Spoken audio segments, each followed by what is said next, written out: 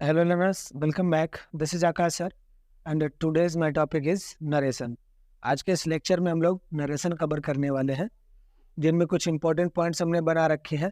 What is narration, why do we learn about narration. उसके बाद फिर पढ़ेंगे हम लोग टाइप्स ऑफ नरेशन. नरेशन के अकॉर्डिंग उसके कुछ टाइप्स हैं. फिर नेचर ऑफ सेंटेंसेज, उसमें सेंटेंस जो आता है उसका कैसा नेचर होता है. सम इम्पॉर्टेंट चेंजेस, कुछ उसमें और बदलाव होते हैं, उनके बारे में फिर हमको लर्न करना है, कुछ स्टडी करनी है उस पर. फिर changes of tense in sentences, यानी सेंटेंस में उसके जो टेंस का चेंज होता है उसको कैसे कैसे चेंज करना है, उन रूल्स के बारे में हम लोग पढ़ेंगे. लेकिन पहले सबसे जो हमारा टॉपिक है, व्हाट इज नरेशन. नरेशन क्या है, इसके बारे में हम लोग को पहले सबसे जानना है. क्योंकि जो इंग्लिश ग्रामर में ये टॉपिक नरेशन आया हुआ है, तो नरेशन क्या कहता है, क्या इम्पोर्टेंस इसका है. यानी अगर ग्रामर में नरेशन टॉपिक आया हुआ है, तो अगर ये नहीं भी आता है तो क्या हमारा काम चल सकता है. हमको इस पर सबसे पहले विचार करना है कि नरेशन को अगर हम साइड कर दे तो क्या हमारा काम चल सकता है. और इसको समझने के लिए हमको एक एग्जाम्पल की आवश्यकता पड़ेगी. तो अभी हम एग्जाम्पल उठाते हैं. तो सबसे पहले ये समझ लीजिए, नरेशन जिसकी हिंदी होती है वर्णन, यानी हम इसको अगर एक इजी लैंग्वेज में लेकर चलें तो हम ये कह सकते हैं कि हम किसी चीज को एक्सप्लेन कर रहे हैं, वही एक्सप्लेनेशन है. नरेशन क्या है, किसी भी स्टेटमेंट का एक्सप्लेनेशन है ना, वही हमारा नरेशन है. ये तो हिंदी मीनिंग इसकी हो गई. दूसरी बात ये कि आपका जो नरेशन टॉपिक है, ये वर्ब नरेट से उत्पन्न हुआ है. वर्ब है नरेट, नरेट का मतलब होता है वर्णन करना, है ना, किसी चीज को एक्सप्लेन करना या वर्णन करना, नरेट. हमने आपको बताया है कि किसी भी वर्ब में अगर ION जुड़ जाता है तो वो नाउन बना लेता है उसको, और IVE जोड़ देते हैं तो वो एडजेक्टिव बन जाता है. तो यहाँ पर ION जुड़ करके नरेशन नरेट से बन गया है, जिसका हिंदी होता है वर्णन, और IVE जोड़ दे तो नरेटिव यानी वर्णन करने वाला. और जब भी एडजेक्टिव बनता है तो वाला और वाली का सेंस आता है. नरेटिव वर्णन करने वाला या वर्णन करने वाली, ठीक है. तो जो ऐसे आपको कोई कंटेंट मिल जाए जो वर्णन करने वाले हो, तो उसको आप कह सकते हो ये सेंटेंस या टॉपिक नैरेटिव टॉपिक्स है ना. नैरेटिव सेंटेंस है, वर्णन करने वाली टॉपिक है. कई ऐसे लाइंस मिल जाता है, जैसे अभी आप लोग छोटे छोटे दोहों को देखते हो तो वो वर्णन करने वाले हो, तो उनके बारे में हम लोग कितना भी एक्सप्लेन कर दें वो चीज, उसके बारे में चर्चा करते तो वो नैरेटिव स्टेटमेंट होते हैं या नैरेटिव लाइंस होती हैं, ठीक है. तो नरेशन का मतलब वर्णन हुआ, एक्सप्लेनेशन, किसी भी चीज को एक्सप्लेन करना, ये नरेशन हो गया. फिर कहेंगे व्हाट इज नरेशन, नरेशन क्या है. हिंदी मीनिंग हम लोग समझ गए. अब थोड़ा सा नरेशन ग्रामर में क्या है इसको समझ लेते हैं. हमने कहा था एग्जाम्पल लेकर के आएंगे, तो वापस हम अपने टॉपिक पे आ रहे हैं. एग्जाम्पल उठाते हैं. जैसे हम आपको एक चीज कह दें, हमारे यूट्यूब चैनल पर धीरज सर साइंस पढ़ाते हैं, आपको जानकारी है ही. हमने जैसे कह दिया कि धीरज सर आपको साइंस पढ़ाते हैं, विज्ञान पढ़ाते हैं, हमने एक स्टेटमेंट कह दिया, धीरज सर आपको विज्ञान पढ़ाते हैं. या जैसे कोई नया स्टूडेंट हमारे कोचिंग इंस्टीट्यूट में आ गया, हमने कह दिया धीरज सर आपको साइंस पढ़ाएंगे, उसको कह दिया. अब वो चीज ये सुन लिया उसने, सुनने के बाद वो चला गया किसी थर्ड पर्सन को बताने के लिए. अब थर्ड पर्सन को बताएगा, कहेगा आकाश सर ने मुझसे कहा कि धीरज सर मुझे साइंस पढ़ाएंगे. अब ध्यान देना आप लोग, नरेशन उसने नरेट किया, इस चीज को एक्सप्लेन किया, लेकिन अगर नरेशन को हम साइड कर दें तो हमने जो शब्द कहा, जैसे हमने कहा धीरज सर आपको विज्ञान पढ़ाएंगे, अब इसी स्टेटमेंट को वो जाकर के वहां पर कह दे धीरज सर आपको साइंस पढ़ाएंगे, ये तो ठीक है. लेकिन ये बात कहा किसने, इस चीज को तो उसने पूरा नहीं किया ना. तो कंप्लीट एक्सप्लेनेशन देने के लिए, किसी भी चीज को कंप्लीट एक्सप्लेन करने के लिए, कौन कहा, किससे कहा और क्या बातें कही, इन तीनों चीजों को शामिल करके जो एक्सप्लेन करने का पैटर्न बन रहा है हमारा, वो नरेशन के अंतर्गत बन रहा है. यानी नरेशन में 3 लोगों का होना अनिवार्य है. एक तो स्पीकर जो किसी भी बात को कह रहा है, ठीक है. अगर स्पीकर कोई बात कह रहा है तो कोई ना कोई लिसनर जरूर होगा जो उस बात को सुन रहा होगा. क्लियर. यानी हमने कहा, स्टूडेंट से कहा कि धीरज सर आपको विज्ञान पढ़ाएंगे, तो स्टूडेंट हमारा उस टाइम पे लिसनर था, ठीक है. उसके बाद ये किसी अपने फ्रेंड को जाकर के इस बात को बता दिया, तो वो थर्ड पर्सन हो गया जिसको इसने वो बात बताई. समझ में आया. यानी 3 लोगों का होना आवश्यक है, और स्पीकर पहला होगा स्पीकर, दूसरा लिसनर होगा और तीसरा थर्ड पर्सन जिसको ये लिसनर जाकर के बताएगा। समझ में आया? तो नरेशन के लिए इन तीन कंपोनेंट का, तीन लोगों का या तीन व्यक्तित्व का होना आवश्यक है।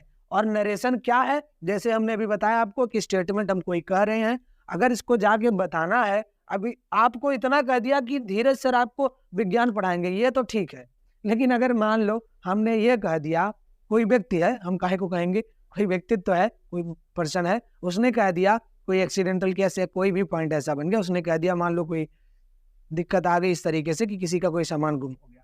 अब जिसने गुम किया है ये बात पता चल गई, वो सामने आपके आ गया, उसने कह दिया हाँ मैंने ही चोरी करी है, ठीक, कह दिया उसने हाँ मैंने ही चोरी करी है। अब यही चीज मैंने सुना या आपने सुना? आपने सुना, आप जा करके तीसरे को बता रहे हो, उससे सुना आपने, तो स्पीकर वो हो गया और लिसनर आप हो गए, और तीसरे को जाके बता रहे हो, और जाके बता क्या रहे हो? आपने ये चीज नहीं कहा, जैसे हमने कहा कि हमने आपसे कहा धीरज सर आपको विज्ञान पढ़ाएंगे, अब उसने ये चीज कहा कि हाँ मैंने ही चोरी करी है। अब ये चीज जब जाके आप किसी तीसरे को बता रहे हो तो तीसरे को सिर्फ इतना कह दोगे हाँ मैंने ही चोरी करी है, इतने से बात बन पाएगा? नहीं बन पाएगा। तो ये आपका एक्सप्लेन करने का पैटर्न ही नहीं है, एक्सप्लेनेशन आपका कंप्लीट होना ही नहीं है। तो नरेशन के टॉपिक में स्पीकर का होना आवश्यक है, लिसनर का होना आवश्यक है। फिर लिसनर अगर किसी को बता रहा है तो वो थर्ड पार्टी जो भी है उसका भी थर्ड पर्सन का होना भी आवश्यक है। तब हमको स्पीकर के बारे में भी एक्सप्लेन करना होगा, मतलब किसने कहा, किससे कहा और क्या बातें कही, तीनों चीजें क्लियर होनी आवश्यक है। और तीनों चीजों का एक्सप्लेनेशन होता है जो कि नरेशन के अंतर्गत होता है। अब उस व्यक्ति ने कहा हाँ मैंने ही चोरी करी है, अब इस चीज को तुम जाके कह दो, पहुंच गए वहां पे हाँ मैंने ही चोरी करी है, फिर जानते ही हो आप हाल क्या होना है ना? तो हमको कंप्लीट एक्सप्लेनेशन करने के लिए हमको चाहिए कि स्पीकर कौन था उसको बताना है। फिर हमने सुना है तो हम अपनी बात बताएंगे कि हाँ स्पीकर ने हमसे कहा, फिर क्या बात कही उस स्टेटमेंट को हम बताएंगे। आशा है कि इतना बताने के बाद आपको नरेशन का कंसेप्ट क्लियर हो गया होगा कि नरेशन है क्या। नरेशन है क्या? स्पीकर चाहिए, लिसनर चाहिए और थर्ड पर्सन चाहिए। कहने का मतलब किसी चीज को एक्सप्लेन करना, कोई भी स्टेटमेंट है, कोई भी बात है, इसको एक्सप्लेन करना है तो वक्ता कौन है, कहने वाला कौन है, स्पीकर कौन है और लिसनर कौन है। फिर लिसनर के बाद थर्ड पार्टी जिसको हम बता रहे हैं, तो जो स्टेटमेंट, जो बात कही है उसने, वो स्टेटमेंट क्या है उसको बताने के लिए, ठीक है। ये आपका नरेशन है, वर्णन करने के लिए ये चीजें हैं, ठीक है। नरेशन मतलब किसी भी स्टेटमेंट का कंप्लीट वर्णन, कंप्लीट एक्सप्लेनेशन। समझ में आया? नरेशन क्या है ग्रामर की दृष्टि से, आपके नरेशन क्या है ये चीज आप समझ गए होंगे। उसके बाद आप बात करते हैं हम लोग why do we learn about narration, हम नरेशन के बारे में क्या पढ़ते हैं। इस चीज को भी हमने क्लियर कर दिया कि नरेशन हम पढ़ते ही क्यों है। अभी हमने बताया किसी व्यक्ति ने कह दिया हाँ मैंने ही चोरी करी है, अब हमको जाके बताना, हमने ज्यों का त्यों उसका बता दिया बात। ये कौन सी बात है कि ज्यों का त्यों बता दिया इस बात को? ज्यों का त्यों बताने के बाद हाँ मैंने ही चोरी करी, हमने इस बात को कह दिया, फिर हमारा अंजाम क्या होना है आप समझ ही रहे हो, है ना। तो हमारा अंजाम उस तरीके से ना हो, हम कंप्लीट एक्सप्लेनेशन दे दें। हाँ फला व्यक्ति ने कहा, मुझसे कहा, ये बात कही, सब आरोप जो भी बात कही वो सब फला व्यक्ति के ऊपर चला गया। उस व्यक्ति ने कहा कि हाँ मैंने ही चोरी करी है, हमने बता दिया, उस व्यक्ति ने कहा, हमारा काम खत्म, हम पूरा कंप्लीट एक्सप्लेनेशन कर दिए हैं। ये चीज है नरेशन का इंपॉर्टेंस, या नरेशन हम लोग पढ़ते क्यों है, क्यों उसके बारे में सीखते हैं, ये चीज है। वही नियम जो है, ये नरेशन टॉपिक है, वही चीज हमको बताता है। नहीं तो हमने शब्द सुना उसको हम जाकर बता दिए, बात खत्म। तो नरेशन टॉपिक जो आया हुआ है, किसी भी स्टेटमेंट को कंप्लीट एक्सप्लेनेशन के लिए नरेशन का यूज करते हैं। दो प्रकार का नरेशन होता है, जैसे व्यक्ति ने कहा हाँ मैंने ही चोरी करी है, तो व्यक्ति के स्टेटमेंट को, कही गई बात को एग्जैक्ट उसके शब्दों में अगर हम प्रेजेंट कर दे रहे हैं तो वो हमारा क्या हो जाएगा, नरेशन के दो टाइप्स के अंतर्गत वो हमारा डायरेक्ट नरेशन हो जाएगा। क्या हो जाएगा वो? Direct narration. यानी नरेशंस के टाइप में अगर हम बात करें तो टू टाइप्स नरेशन मिल रहे हैं। पहला हमारा मिल रहा है डायरेक्ट नरेशन,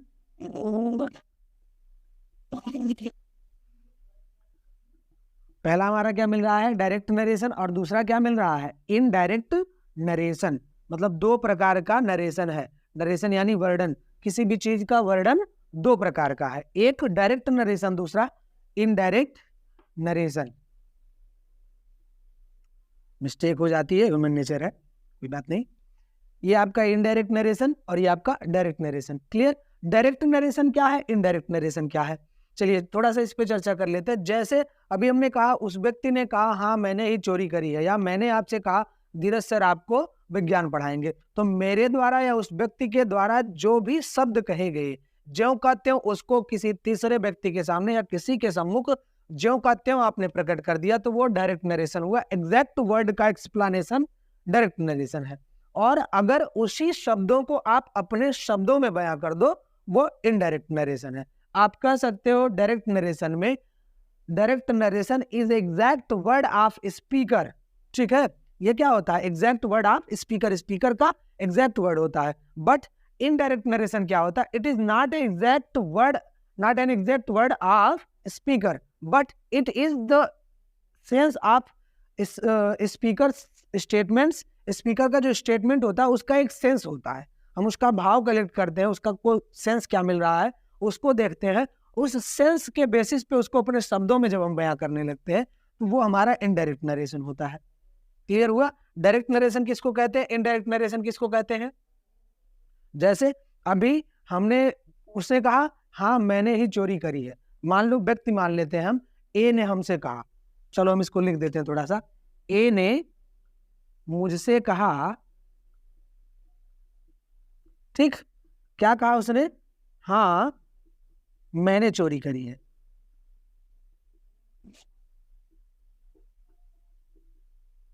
ठीक है, अब देखो ध्यान दो, अब यहाँ पे एक तो जो शब्द उसने कहा ज्यों का त्यों हमने एक्सप्लेन कर दिया, इसी को अपने शब्दों में कहते तो हम कहेंगे ए ने मुझसे बताया या ए ने मुझसे कहा कि उसने चोरी की है। अब यहाँ पे शब्द उसने कहा हाँ मैंने ही चोरी करी, यहाँ मैंने कह दिया ए ने स्वीकारा कि उसने चोरी की है। इसको हमने अपने शब्दों में बता दिया, शब्द उसके बदल गए, हमारे अपने भाव के हिसाब से एक्सप्लेनेशन हो गया। ये हमारा क्या हो गया? इनडायरेक्ट नरेशन हो गया। ठीक है, सेंटेंस आने लगेंगे, सेंटेंस का सेंस हम लोग समझने लगेंगे, तो जैसे जैसे सेंटेंस आएंगे, जैसे जैसे एक्सरसाइज करते जाएंगे, हम लोगों को नरेशन उतना ही अच्छे से क्लियर होता जाएगा। लेकिन उसके लिए हमसे जुड़े रहना बहुत ही आवश्यक है। कोशिश हमारी यही है कि आपके सारे डाउट को हम क्लियर करते चलें। बहुत मांग आया था कि सर नरेशन का वीडियो दीजिए, नरेशन का वीडियो दीजिए, तो इसी कारण से और फिलहाल के लिए हमने कहा था कि न्यू सेशन में हम लोग इस नए सत्र में और नया साल लगने पर हम लोग नरेशन या यूट्यूब पे हम जुड़े ही रह के आप लोगों के कंटेंट को ले करके आपके जो भी डाउट होंगे उसको क्लियर करेंगे। तो उसी सिलसिले में हम फिर आ भी गए हैं। तो हम लोग नरेशन के टाइप्स समझ चुके हैं। इसके बाद हम लोग डिस्कस कर लें थोड़ा सा नरेशन के, सॉरी सेंटेंस के नेचर को, थोड़ा सा सेंटेंस का नेचर भी देख लेते हैं। अब नरेशन आ गया, अब देखो नरेशन में जो सेंटेंस का नेचर देखना है हमको, देखो एक यहाँ पे भी सेंटेंस का नेचर मिल रहा है और एक यहाँ पर। अच्छा, थोड़ा सा एक चीज और मिस पॉइंट हो रहा था, इसको ध्यान दे लीजिएगा आप लोग। दो प्रकार के आपको स्टेटमेंट मिल रहे हैं, है ना? अभी तक आपने जो पढ़ा, टेंस पढ़ा, वॉइस पढ़ा, उसमें सिंगल स्टेटमेंट मिल रहे थे। यहाँ पर आप देख रहे हो एक स्टेटमेंट यहाँ और दूसरा स्टेटमेंट यहाँ, यानी दो स्टेटमेंट मिलते हैं। नरेशन में क्या मिलता है? दो स्टेटमेंट। इन दोनों स्टेटमेंट का हम कॉम्बिनेशन बनाते हैं, इसको हम कंपाउंड बना लेते हैं, इसको जोड़ करके एक सिंगल स्टेटमेंट बनाते हैं। यानी जब भी नरेशन डायरेक्ट नरेशन होगा तो दो स्टेटमेंट में होगा, दो क्लासेस होंगे, उनको जोड़ेंगे, जब दोनों को जोड़ देंगे तो हमारा इनडायरेक्ट नरेशन तैयार हो जाएगा। समझ में आया? तो इसको आप देखो, अब थोड़ा सा समझ लो और थोड़ा डीप चल देते हैं हम लोग। देखो, ए ने मुझसे कहा हाँ मैंने चोरी करी है, ये काम उसने कभी करी रही होगी, ये काम कभी किया था, उसने इस बात को सिर्फ स्वीकारा, इस बात को उसने बताया। तो जिस बात को उसने बताया वो बात क्या होगी? हमारी स्टेटमेंट या स्पीच होगी। क्या होगी? स्टेटमेंट होगी या फिर स्पीच होगी। और ए ने मुझसे कहा, काम क्या किया इसने? इसने कहने का काम किया ना, तो कहने का काम किया तो काम यानी वर्ब, वर्ब यानी आपका एक्शन, है ना? एक्चुअल एक्शन, एक्चुअल वर्ब जो है वही एक्शन है। ठीक है, अब ये जो वर्ब है इसी को तो हम दूसरे के सामने एक्सप्लेन कर रहे हैं, यानी हम इस चीज को रिपोर्ट कर रहे हैं। तो रिपोर्ट कर रहे हैं तो यही हमारा क्या हो गया? रिपोर्टिंग वर्ब हो गया, है ना? और ये हमारा क्या हो गया? रिपोर्टिंग स्पीच हो गया। जो स्पीच है वो रिपोर्टिंग वाला स्पीच हो गया, जो वर्ब है, जो एक्शन हुआ, रिपोर्टिंग वर्ब हो गया। इसी को हम क्या कह सकते हैं? आर भी। इसी को हम क्या कह सकते हैं? R S. तो शॉर्ट में हम इसको आर बी और आर एस कह करके बुलाएंगे। क्लियर है? तो हमको दो प्रकार के क्लासेस मिलते हैं, दोनों क्लासेस को जोड़ने के लिए ध्यान दीजिएगा, दोनों क्लासेस को जोड़ने के लिए हमको आवश्यकता पड़ेगी कंजंक्शन का। बिना कंजंक्शन के किसी चीज को जोड़ सकते हैं? नहीं। तो दो क्लासेस हैं, उनको जोड़ने के लिए कंजंक्शन की आवश्यकता पड़ेगी। उसके बाद यहाँ पर जब इंग्लिश में आप इस चीज को देखोगे तो यहाँ पर मिलेगा ए सेड टू मी, एस, ठीक है, आई हैव स्टोलन, मैंने चोरी की है, आई हैव स्टोलन। तो यहाँ पर जो ए सेड टू मी आया है, तो ये जो सेड टू का केस होता है ये सेंटेंस के नेचर पे डिपेंड करता है। अभी हमने कहा कि सेंटेंस के नेचर के बारे में पढ़ेंगे। तो जो ये आपके इन्वर्टेड कामाज में जो स्टेटमेंट होता है, इसी स्टेटमेंट के नेचर को हम एनालाइज करते हैं, इसी के बारे में स्टडी करते हैं, उसके अकॉर्डिंग हम सेड टू को चेंज करते हैं। उसी के अकॉर्डिंग ये इन्वर्टेड कामाज को जब हम हटाते हैं, कंजंक्शन लाते हैं, तो इसी सेंटेंस के नेचर के अकॉर्डिंग हम लोग लाते हैं, ठीक है। तो हम अभी इसके बाद हम लोग थोड़ा सा डिस्कस करेंगे कि सेंटेंस का नेचर कैसा होना चाहिए। क्लियर? चलिए थोड़ा सा देख लेते हैं कि सेंटेंस का नेचर कैसे। Direct narration, indirect narration clear हो गया आपको? चलिए आगे देखते हैं। थोड़ा सा हम लोग समझ लें सेंटेंस का नेचर क्या होता है। आरबी और आरएस भी आप लोग समझ गए हो, यानी रिपोर्टिंग वर्ब और रिपोर्टेड स्पीच। बच्चों को बहुत डाउट आता है कि सर रिपोर्टिंग वर्ब किसको कहते हैं, रिपोर्टेड स्पीच किसको कहते हैं। तो वर्ब का मतलब काम, और काम यहाँ पर किसी चीज को बताना ही हो रहा है, और स्टेटमेंट कोई काम नहीं कर रहा है। स्टेटमेंट हमने बता दिया कि मैं ईमानदार हूँ, तो आप कहोगे आकाश सर ने कहा, आकाश सर ने हमसे कहा या मुझसे कहा कि मैं ईमानदार हूँ, तो यह स्टेटमेंट मैंने किया, यहाँ पे कोई काम नहीं हुआ। स्टेटमेंट सिर्फ हमने इस चीज को बोला और बताने का जो काम किया, सेड टू, तो वही सेड टू हमारा एक्शन है और वही वर्ब है। तो वर्ब से हमारा रिपोर्टिंग वर्ब हो गया, और जो स्टेटमेंट यानी स्पीच है वो रिपोर्टेड स्पीच हो गया। सिंपल है, बहुत ही थोड़ा सा केवल कंसेप्चुअल है, थोड़ा सा समझने की जरूरत है, और बहुत कठिन नहीं है। तो कठिन इसको समझ करके नहीं, केवल कंटेंट को आप पकड़ोगे तो सब कुछ आसान होने लगेगा। फिर हम चलते हैं, थोड़ा सा बढ़ लेते हैं हम लोग सेंटेंस के नेचर की तरफ। नेचर इसमें मिलते हैं कुछ 5 प्रकार के। जो सेंटेंस के टाइप आप पढ़े हो, टाइप्स ऑफ सेंटेंस, वही सेंटेंस के नेचर यहाँ पे है। एक असर्टिव मिल जाएगा, दूसरा आपको इंटेरोगेटिव मिल जाएगा, उसके बाद तीसरा आप इसी में पढ़ोगे इंपेरेटिव,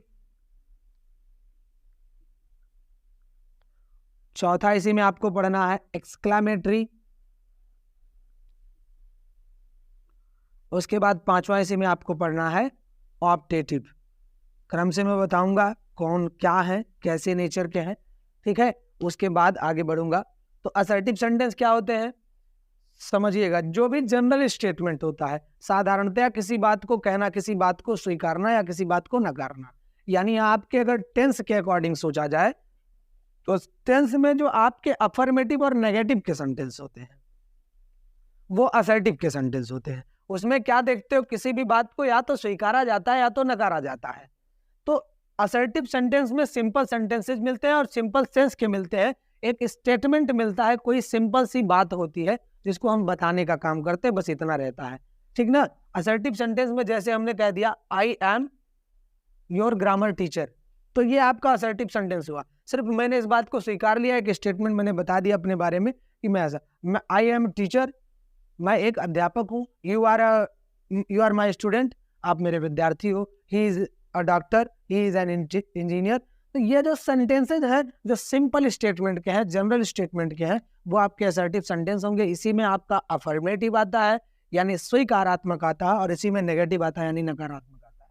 तो नकारात्मक भाव और सकारात्मक भाव दोनों असर्टिव में मिलने हैं। उसके बाद इंटरोगेटिव की बात कर ले, जिसमें इंट्रोगेशन का सेंस आए, पूछताछ की भावना आए। What is your name, where do you live, क्या तुमने खाना खाया, have you eaten food, have you taken food. तो ये चीजें क्या है, जिसमें प्रश्न पूछने का भाव मिले, वो इंटेरोगेटिव सेंटेंस होगा। क्लियर?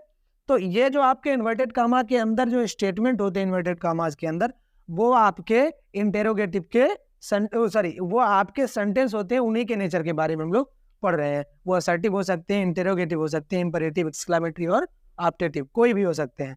फिर इंपेरेटिव में क्या होता है, इंपेरेटिव में आप थोड़ा सा ध्यान दे लीजिए, इसके पहले भी हमने शायद ऑप्टेटिव उसमें वॉइस में आपको बताया था कि इंपेरेटिव में ये चीजें ध्यान दो। करो का भाव हो, इसमें के को हटा दो और इन तीनों चीज को ध्यान दो। ए यानी आपका एडवाइस, आर यानी आपका रिक्वेस्ट, और ओ यानी आपका ऑर्डर। ये तीनों सेंस जिन सेंटेंसेज में मिले, जैसे हमने कह दिया सिट डाउन, तो बैठ जाओ, ऑर्डर दिया आपको, वो ऑर्डर का सेंस आ गया, कह दिया please give me a glass of water, एक गिलास पानी पिला दो। रिक्वेस्ट का सेंस हो गया आपका advice, don't waste your time, exam आ गया है बोर्ड का, समय मत बर्बाद करो, तो वहां पर एडवाइस का सेंस आ गया। समझ में आया? तो ये चीजें जो तीनों सेंस आपको मिल रही है वो किस में मिलती हैं? इंपरेटिव सेंटेंस में मिलती है। इसके बाद हमको पढ़ना है एक्सक्लेमेटरी सेंटेंस, इन सेंस के साथ इंपरेटिव सेंटेंस, इसके बाद एक्सक्लेमेटरी सेंटेंस देख लेते हैं जिसमें सडन फीलिंग आए। सडन फीलिंग कैसे? जैसे हम लोग सड़क पर चल रहे हो, अब सड़क पर चल रहे हैं, अचानक से कोई, ईश्वर ना करे ऐसा कुछ हो, अचानक से कोई एक्सीडेंट हो गया। अब एक्सीडेंट हो गया, अरे ऐसे हो गया इसको।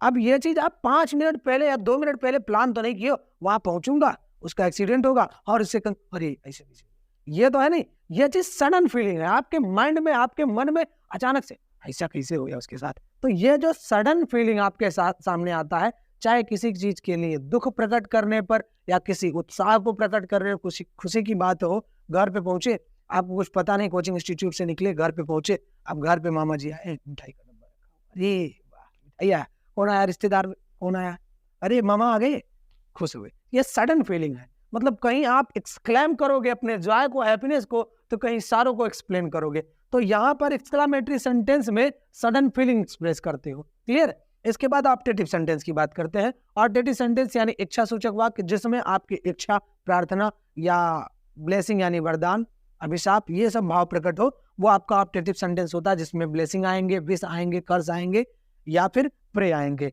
यानी जैसे हमने कह दिया may you get first position in your class, आपकी क्लास में आप प्रथम स्थान प्राप्त करो, ये मैंने प्रार्थना की, आपके लिए विश कर दिया। ठीक है? ब्लेस करना, मे गॉड हेल्प यू, प्रार्थना करना है ना, may you go to hell, तुम नरक में जाओ, तो ये कर्ज है, अभिशापित करना है ना। जिन चीजों में ये चीजें मिलने लगे, कहीं प्रार्थना हो, कर्ज हो यानी अभिशाप हो, ब्लेस यानी वरदान हो, विश यानी किसी चीज के लिए इच्छा जता रहे हो आप, तो वो चीजें आपके ऑप्टेटिव सेंटेंस के होते हैं। क्लियर? तो सेंटेंस के इतने प्रकार के आपको नेचर मिलने हैं। असर्टिव मिलना है, जिसमें असर्टिव में अफर्मेटिव और नेगेटिव दोनों मिल सकता है। इंटेरोगेटिव है, जिसमें आपको इंट्रोगेटिव सेंटेंस का मिलना है। इंपरेटिव, ऑर्डर भी मिल सकता है, रिक्वेस्ट भी मिल सकता है, एडवाइस भी मिल सकता है। एक्सक्लेमेटरी, जिसमें सडन फीलिंग आपका जॉय का भी हो सकता है, हैप्पीनेस का या सैडनेस का भी हो सकता है। ऑप्टेटिव में इच्छाएं आती हैं, ब्लेसिंग आते हैं, कर्ज आते हैं, विश आता है। ठीक ना? इतना आपका ये सेंटेंस का नेचर हो गया। सेंटेंस का नेचर आप लोग क्लियर कर लिए होंगे। इतना चीज अगर आपको समझ में आ गया है, इन्हीं सेंटेंस के नेचर पे डिपेंड करता है कि रिपोर्टिंग वर्ब का जो सेड टू है, हम किसमें उसको चेंज करेंगे। इसी सेंटेंस के नेचर पे डिपेंड करता है। जो सेंटेंस में कॉमा और इन्वर्टेड कॉमाज लगते हैं, उन इन्वर्टेड कॉमाज को, कॉमा को हटाने के वक्त जब हम कंजंक्शन यूज करेंगे, तो कंजंक्शन क्या यूज करेंगे, ये सेंटेंस के नेचर पे डिपेंड करता है। तो आज के लेक्चर में सिर्फ हम सेंटेंस के नेचर तक को कवर कर रहे हैं। इसके बाद वाले लेक्चर में हम इसका नोट्स भी आपको प्रोवाइड कराएंगे और साथ ही इम्पॉर्टेंट जो चेंजेस हैं उनको बताएंगे। फिर उसके बाद हम टेंस कैसे चेंज होता है उस पर चर्चा करेंगे। सभी चीज़ों पर हम स्टेप टू स्टेप चर्चा करेंगे। लेकिन आज आपका पहला सबसे मेरा मोटिव जो था वो आपको नरेशन को समझाना था। नरेशन में क्या क्या चीज़ें कैसे कैसे आ रही हैं उसको बताना था। इसी प्रकार जैसे ये चीज़ें आ गई, अब इन सेंटेंसेज का, ऐसे सेंटेंसेज आप पाते हो, असर्टिव हो गया आपका, इंटेरोगेटिव हो गया, ये सेंटेंसेज पाते हो आप, तो इसमें देखते हो कि प्रेजेंट का मिलता है, पास्ट का मिलता है, फ्यूचर का मिलता है। यानी जो आपके इन्वर्टेड कामा के अंदर जो स्टेटमेंट आते हैं इन्वर्टेड कामाज के अंदर, वो सभी चीजों के टेंस भी होते हैं, उन टेंसेज में भी बदलाव होता है। और रिपोर्टिंग वर्ब आपका जो है, जो एक्शन है जिसमें बताने का काम आप लोग करते हो या बताने का काम हम करते हैं, या जो भी सेंटेंस है वो बताने का काम करता है, उसके भी 3 नेचर होते हैं। वो प्रेजेंट का हो सकता है, पास्ट का हो सकता है और फ्यूचर का हो सकता है। तो तीनों की स्थितियों में क्या क्या बदलाव करना होगा, कैसे करना होगा, इसको नेक्स्ट लेक्चर में हम कवर करेंगे। फिलहाल पहले लेक्चर में, इसके लेक्चर में, नरेशन के इस फर्स्ट पार्ट में हम सिर्फ नरेशन के बारे में जानना चाह रहे थे, वो चीज हम लोग जान लिए हैं। इसके बाद वाले लेक्चर में हम आगे की टॉपिक्स पर चर्चा करेंगे। लेकिन उसके पहले अगर नरेशन के किसी भी पॉइंट पर आपको डाउट है, नरेशन आपको नहीं समझ में आया है, तो उस चीज को आप कमेंट में जरूर बता दीजिएगा। उसी के हिसाब से नेक्स्ट लेक्चर को हम आपके सामने रिप्रेजेंट करेंगे। ठीक है? तब तक के लिए जय हिंद।